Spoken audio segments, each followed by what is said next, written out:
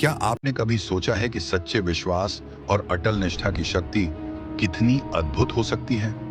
जब परिस्थितियां विपरीत होती हैं, जब चुनौतियां अडिग दीवार की तरह सामने खड़ी होती हैं, तब भी कुछ लोग डगमगाते नहीं, बल्कि वे अपने विश्वास के बल पर इतिहास रच देते हैं। बाइबल में ऐसी कई स्त्रियां हैं जिन्होंने अपने अडिग विश्वास, साहस और परमेश्वर की ओर पूरी निष्ठा के साथ असंभव को संभव बना दिया। उनकी कहानियां सिर्फ प्रेरणादायक नहीं, बल्कि हमारे लिए एक मार्गदर्शक है, जो सिखाती हैं कि यदि हम मसीह पर अटल भरोसा रखें, तो कोई भी कठिनाई हमें हिला नहीं सकती। तो आइए इन अद्भुत स्त्रियों की कहानियों को गहराई से जानें और देखें कि कैसे उनका विश्वास आज भी हमें प्रेरित करता है। लेकिन वीडियो में आगे बढ़ने से पहले अगर आपने हमारे चैनल को सब्सक्राइब नहीं किया है, तो सब्सक्राइब करें, लाइक करें और वीडियो को ज्यादा से ज्यादा शेयर करें। तो चलिए वीडियो को शुरू करते हैं। हन्ना एक ऐसी स्त्री थी जिसका हृदय पीड़ा और निराशा से भरा हुआ था। निसंतान होने का दुख उसकी आत्मा को अंदर तक कचोटता था और समाज में उसका अपमान उसकी वेदना को और गहरा कर देता था। लेकिन उसने अपनी तकलीफ को अपने विश्वास से बड़ा नहीं बनने दिया। वह रो रो कर यहोवा के चरणों में गिरी, अपनी व्यथा को मन में संजोए नहीं रखा, बल्कि पूरी आस्था के साथ परमेश्वर के सामने उड़ेल दिया। उसकी प्रार्थना कोई साधारण याचना नहीं थी, बल्कि एक गहरी पुकार थी, एक आर्तनाद जो उसकी आत्मा की गहराइयों से निकली थी। हन्ना ने परमेश्वर के सामने एक निष्ठावान प्रतिज्ञा की, यदि तू मेरी पुकार सुने और मुझे एक पुत्र दे, तो मैं उसे तेरी सेवा के लिए समर्पित कर दूंगी, जीवन भर के लिए। यह कोई साधारण प्रतिज्ञा नहीं थी, बल्कि एक मां का सर्वोच्च बलिदान था, अपने बच्चे को परमेश्वर को सौंपने का संकल्प। परमेश्वर ने उसकी प्रार्थना सुनी और समय आने पर हन्ना को एक पुत्र प्राप्त हुआ, शमूएल। परंतु हन्ना ने इस वरदान को अपने पास रखने का लोभ नहीं किया। जब शमूएल थोड़ा बड़ा हुआ, उसने अपने वचन को निभाते हुए उसे मंदिर में यहोवा की सेवा के लिए अर्पित कर दिया। शमूएल केवल एक पुत्र नहीं था, बल्कि वह परमेश्वर का एक चुना हुआ व्यक्ति बना। आगे चलकर वही शमूएल इज़राइल का महान भविष्यद्वक्ता और न्याय बना, जिसने राजा शाऊल का अभिषेक किया और फिर दाऊद को भी परमेश्वर के चुने हुए राजा के रूप में स्थापित किया। हन्ना की कहानी हमें सिखाती है कि जब हम परमेश्वर पर पूरा भरोसा रखते हैं और अपने वरदानों को भी उसकी महिमा के लिए अर्पित करने को तैयार रहते हैं, तो वह हमारी प्रार्थनाओं का उत्तर न केवल हमें देता है, बल्कि उसे हमारे जीवन के माध्यम से एक महान योजना का हिस्सा बना देता है।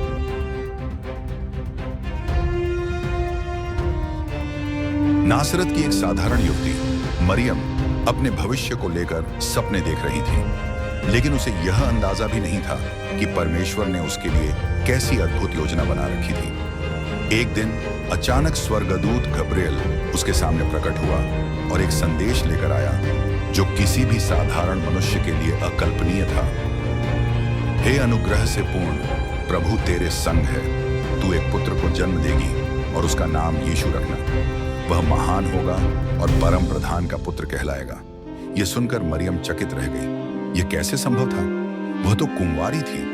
यह समाचार उसके लिए केवल चौंकाने वाला ही नहीं, बल्कि समाज के दृष्टिकोण से अत्यंत चुनौतीपूर्ण भी था। यदि लोग यह सुनते कि वह अविवाहित होते हुए भी गर्भवती है, तो उसे तिरस्कार, अपमान और यहां तक कि कठोर दंड का सामना करना पड़ सकता था। परंतु मरियम ने अपने भय को अपने विश्वास से बड़ा नहीं बनने दिया। उसने संदेह या चिंता में पड़ने के बजाय परमेश्वर की योजना को पूरी विनम्रता और समर्पण के साथ स्वीकार किया। उसने अपने जीवन को प्रभु के हाथों में सौंपते हुए उत्तर दिया, मैं यहोवा की दासी हूं, जैसा तूने कहा है वैसा ही मुझ में हो। यह केवल एक साधारण स्वीकृति नहीं थी, बल्कि यह विश्वास और आज्ञाकारिता का सर्वोच्च उदाहरण था। मरियम ने अपने व्यक्तिगत भय, समाज की चिंता और अपनी समझ से परे जाने वाली परिस्थितियों को परमेश्वर की इच्छा के सामने झुका दिया, और इस आज्ञाकारिता के कारण संसार को उद्धारकर्ता मिला, यीशु मसीह, जिसने पापी मानवता के लिए अपने जीवन का बलिदान दिया। मरियम की कहानी हमें सिखाती है कि जब हम परमेश्वर की योजना को संपूर्ण विश्वास के साथ स्वीकार करते हैं, तब भले ही परिस्थितियां असंभव लगें, लेकिन वह हमें एक ऐसे उद्देश्य का हिस्सा बनाता है जो हमारी कल्पना से कहीं अधिक महान होता है। यरीहो की गगनचुंबी दीवारों के भीतर एक कनानी स्त्री रहती थी, राहाब। समाज की नजरों में वह एक साधारण स्त्री थी जिसे शायद सम्मान की दृष्टि से नहीं देखा जाता था, लेकिन परमेश्वर की योजना में वह एक महत्वपूर्ण किरदार थी। एक ऐसी स्त्री जिसका विश्वास और साहस न केवल उसके परिवार को बचाने वाला था, बल्कि उसे इतिहास के सबसे पवित्र वंश का हिस्सा बनाने वाला था। जब यहोशू के 2 गुप्तचर यरीहो में आए तो राहाब ने उन्हें अपने घर में शरण दी। यह एक साहसिक निर्णय था। अगर उसे पकड़ा जाता तो उसे और उसके परिवार को नष्ट कर दिया जाता, लेकिन उसने केवल अपनी सुरक्षा की चिंता नहीं की, उसने यहोवा की महानता को पहचाना। उसने गुप्तचरों से कहा, हमने सुना है कि यहोवा ने तुम्हारे लिए लाल समुद्र को सुखा दिया और कैसे उसने तुम्हारे शत्रुओं को पराजित किया। यहोवा ही सच्चा परमेश्वर है, आकाश में भी और पृथ्वी पर भी। यह कोई साधारण कथन नहीं था, यह राहाब के हृदय में उत्पन्न हुए गहरे विश्वास का प्रमाण था। उसने न केवल इस्राएल के परमेश्वर को स्वीकार किया, बल्कि उसके कारण खतरा उठाने को भी तैयार हो गई। उसने गुप्तचरों को छिपाया, शत्रुओं से बचाया और उन्हें एक लाल रंग की रस्सी के सहारे शहर से बाहर निकलने में मदद की। बदले में गुप्तचरों ने उसे वचन दिया कि जब यरीहो नष्ट होगा तब वह और उसका परिवार बचा रहेगा, बशर्ते कि वह उसी लाल रस्सी को अपनी खिड़की पर बांधे रखे। जब यहोवा के सामर्थ्य से यरीहो की दीवारें गिर गईं और पूरा नगर नष्ट हो गया, तब भी राहाब और उसका परिवार सुरक्षित रहा। परमेश्वर ने उसके विश्वास को देखा और उसे केवल जीवनदान ही नहीं दिया, बल्कि उसे एक महान योजना का हिस्सा बना दिया। आश्चर्यजनक रूप से राहाब इस्राएल के समुदाय में शामिल हुई और आगे चलकर उसने सलमोन नामक व्यक्ति से विवाह किया। उनके वंश में राजा दाऊद का जन्म हुआ और फिर कई पीढ़ियों बाद उसी वंश से यीशु मसीह का। एक कनानी स्त्री जिसे संसार ने तुच्छ समझा था, वह परमेश्वर के अनुग्रह से मसीह के वंश में स्थान पाई। उसकी कहानी हमें सिखाती है कि परमेश्वर किसी के अतीत को नहीं देखता, वह केवल हमारे विश्वास को देखता है। जब हम उसकी ओर मुड़ते हैं तो वह हमें अनुग्रह से भरकर अपने दिव्य उद्देश्य का हिस्सा बना लेता है। एक साधारण यहूदी अनाथ लड़की जिसे दुनिया शायद ज्यादा महत्व नहीं देती, लेकिन परमेश्वर की योजना में वह एक महत्वपूर्ण भूमिका निभाने वाली थी। उसका नाम था एस्थेर। वह एक सामान्य लड़की से फारस की रानी कैसे बनी, यह परमेश्वर की अद्भुत योजना थी। राजा अहश्वेरोश ने जब अपनी रानी वष्टी को त्याग दिया तो पूरे साम्राज्य में एक नई रानी की खोज हुई। हजारों युवतियों में से परमेश्वर की कृपा से एस्थेर को चुना गया। हालांकि उसने अपने यहूदी होने की बात छिपा ली थी, लेकिन जल्द ही उसका जीवन केवल ऐश्वर्य और वैभव तक सीमित नहीं रहने वाला था। राजा के प्रधानमंत्री हामान ने यहूदियों के संपूर्ण विनाश की साजिश रची। उसने राजा को यह फरमान जारी करने के लिए मना लिया कि एक निश्चित दिन पर पूरे साम्राज्य में यहूदियों का संहार कर दिया जाए। यह संकट का समय था। एस्थेर के लिए एक कठिन निर्णय का क्षण आ चुका था। क्या वह राजा के पास जाकर अपने लोगों के लिए अनुग्रह की याचना करे? लेकिन इसमें एक घातक खतरा था। फारसी नियमों के अनुसार कोई भी व्यक्ति बिना बुलाए राजा के समक्ष नहीं जा सकता था, चाहे वह रानी ही क्यों ना हो। यदि राजा ने उसे स्वीकार नहीं किया तो उसे मृत्यु दंड दिया जा सकता था। एस्थेर के सामने 2 रास्ते थे, या तो वह अपनी जान बचाने के लिए चुप बैठी रहे या फिर अपने विश्वास और साहस के साथ आगे बढ़े।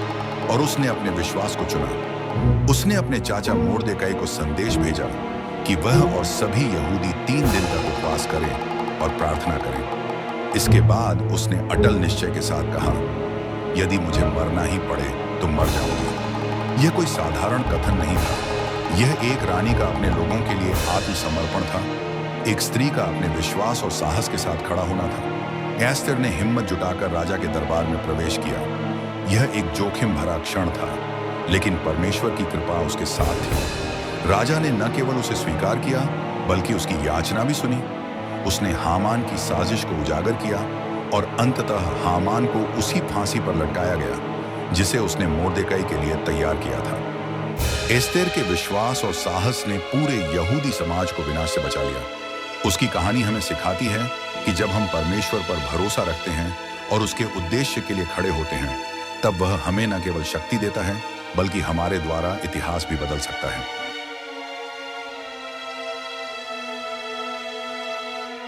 मरियम मगदलीनी एक ऐसी स्त्री जिसे समाज ने तुच्छ समझा, लेकिन जिसे परमेश्वर ने विशेष सम्मान दिया। उसका जीवन अंधकार से शुरू हुआ, लेकिन उसने यीशु से मिलने के बाद सत्य का प्रकाश पाया। बाइबल बताती है कि यीशु ने उसमें से 7 दुष्ट आत्माओं को निकाला। यह केवल एक चमत्कार नहीं था, बल्कि एक नया जीवन था, एक ऐसा मोड़ जिसने उसे पूरी तरह बदल दिया।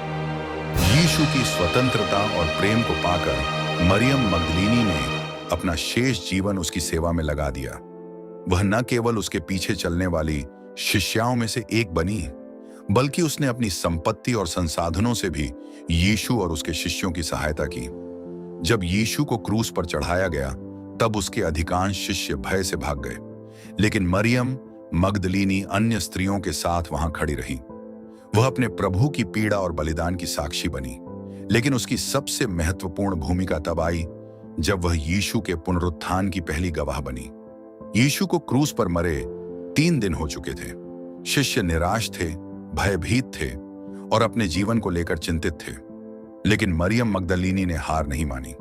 वह भोर होते ही कब्र पर पहुंची ताकि अपने प्रभु के शव का अभिषेक कर सके। लेकिन जब वह वहां पहुंची तो उसे जो दृश्य दिखा वह किसी के लिए भी अविश्वसनीय था। कब्र खाली थी। यह देखकर वह दुखी हो गई और रोने लगी। उसे लगा कि किसी ने यीशु के शव को चुरा लिया है। लेकिन तभी एक अद्भुत घटना घटी। एक व्यक्ति उसके सामने खड़ा हुआ। पहले तो उसने उसे माली समझा, लेकिन फिर जब उस व्यक्ति ने उसका नाम लेकर पुकारा, मरियम, तब उसकी आंखें खुल गईं। वह कोई और नहीं बल्कि स्वयं पुनर्जीवित यीशु मसीह थे। आनंद और श्रद्धा से भरकर मरियम ने उन्हें पकड़ने की कोशिश की, लेकिन यीशु ने कहा, मुझे मत छू, क्योंकि मैं अब तक अपने पिता के पास नहीं गया। इसके बाद यीशु ने उसे संसार के लिए पहला संदेश दिया, मेरे भाइयों के पास जाओ और उन्हें बताओ कि मैं जीवित हूं। एक स्त्री जिसे समाज ने कभी महत्व नहीं दिया था, उसे स्वयं परमेश्वर के पुत्र ने संसार के लिए अपने पुनरुत्थान का पहला संदेशवाहक चुना। मरियम मगदलीनी की कहानी हमें सिखाती है कि परमेश्वर उन लोगों को चुनता है जिन्हें संसार तुच्छ समझता है। जब हम यीशु के प्रेम में अपने जीवन को समर्पित कर देते हैं, तो वह हमें ऐसे कार्यों के लिए बुलाता है जो इतिहास बदल सकते हैं। जब इस्राएल अंधकारमय समय से गुजर रहा था, जब लोग शत्रुओं से भयभीत थे और कोई नेतृत्व करने को तैयार नहीं था, तब परमेश्वर ने एक स्त्री को उठाया जो न केवल भविष्यवाणी करती थी, बल्कि न्याय का धर्मी कार्य भी करती थी। उसका नाम था दिबोरा। दिबोरा केवल एक स्त्री नहीं थी, वह परमेश्वर की अभिषिक्त सेविका थी। वह इजराइल की पहली और एकमात्र महिला न्यायी थी जो खजूर के पेड़ के नीचे बैठकर लोगों के बीच न्याय किया करती थी। उसकी बुद्धिमत्ता और आध्यात्मिक अंतर्दृष्टि के कारण इजरायली लोग उसकी सलाह लेने के लिए आते थे। लेकिन इजराइल पर संकट के बादल मंडरा रहे थे। कनानी राजा याबीन और उसके सेनापति सीसरा ने इजराइल को क्रूरता से दबा रखा था।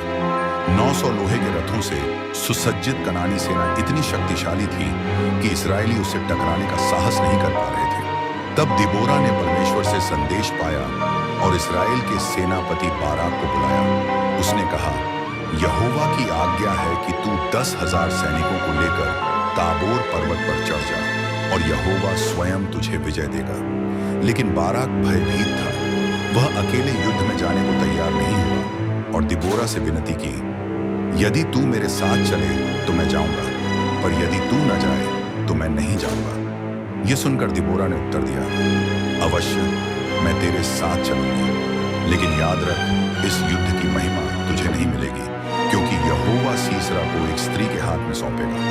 युद्ध हुआ और जैसा परमेश्वर ने कहा था, इस्राएल की छोटी सी सेना ने सीसरा की विशाल सेना को हरा दिया। सीसरा भागकर एक स्त्री याएल के तंबू में शरण लेने गया, जहां उसने उसे मार डाला। इस महान विजय के बाद दिबोरा और बाराक ने एक शानदार विजय गान गाया। यह स्तुति केवल इस्राएल की विजय के लिए नहीं थी, बल्कि यहोवा की महिमा को उजागर करने के लिए थी, जिसने अपने लोगों को मुक्त किया। दिबोरा की कहानी हमें क्या सिखाती है? सच्चा नेतृत्व साहस और विश्वास से आता है। दिबोरा ने दिखाया कि जब हम परमेश्वर के प्रति समर्पित होते हैं, तो वह हमें अद्भुत नेतृत्व की शक्ति देता है। परमेश्वर स्त्रियों को भी अपने उद्देश्यों के लिए बुलाता है। दिबोरा न केवल न्यायी थी, बल्कि एक योद्धा और भविष्यद्वक्ता भी थी। वह इज़राइल के इतिहास में एक महत्वपूर्ण स्थान रखती है। परमेश्वर की योजना हमेशा पूरी होती है। जब परमेश्वर ने कहा कि इज़राइल की विजय होगी, तो कोई भी शक्ति उसे रोक नहीं सकी। दिबोरा की कहानी हमें सिखाती है कि यदि हम परमेश्वर पर पूरी तरह भरोसा करें, तो वह हमें असंभव परिस्थितियों में भी नेतृत्व करने की शक्ति देता है और हमारे माध्यम से महान कार्य करता है। ये स्त्रियां केवल अतीत की कहानियों का हिस्सा नहीं है, बल्कि वे जीवित प्रेरणाएं हैं, हमारे लिए एक मार्गदर्शक, एक प्रकाश स्तंभ, जो हमें दिखाती हैं कि जब एक व्यक्ति परमेश्वर पर संपूर्ण विश्वास रखता है, तो कोई भी परिस्थिति उसे हिला नहीं सकती। हन्ना ने अपनी निसंतानता को कमजोरी नहीं बनने दिया, बल्कि अपने आंसुओं को प्रार्थना में बदल दिया और परमेश्वर की आशीष को पाया। मरियम ने असंभव को संभव होते देखा, क्योंकि उसने परमेश्वर की योजना को विनम्रता से स्वीकार किया।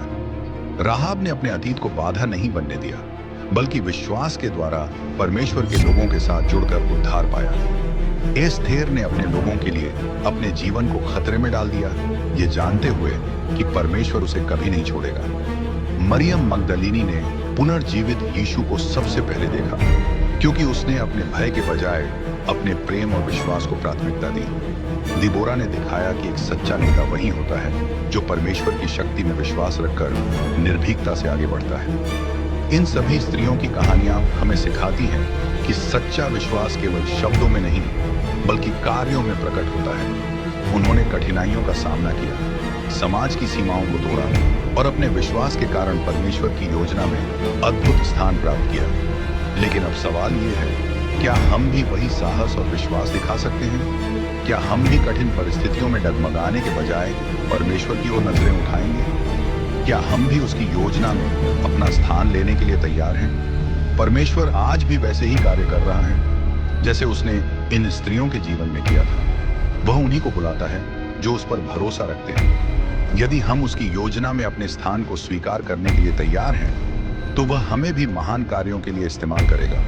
तो आज ही अपने विश्वास को और मजबूत करें, क्योंकि परमेश्वर ने आपको भी एक उद्देश्य के लिए चुना है। वह उन लोगों को कभी नहीं छोड़ता जो उस पर भरोसा रखते हैं। यदि यह संदेश आपके हृदय को छू गया है, तो इसे केवल अपने तक सीमित न रखें। इस वीडियो को लाइक करें, अपने मित्रों और परिवार के साथ साझा करें और हमारे चैनल को सब्सक्राइब करें, ताकि आप आगे भी ऐसे प्रेरणादायक संदेश सुन सकें।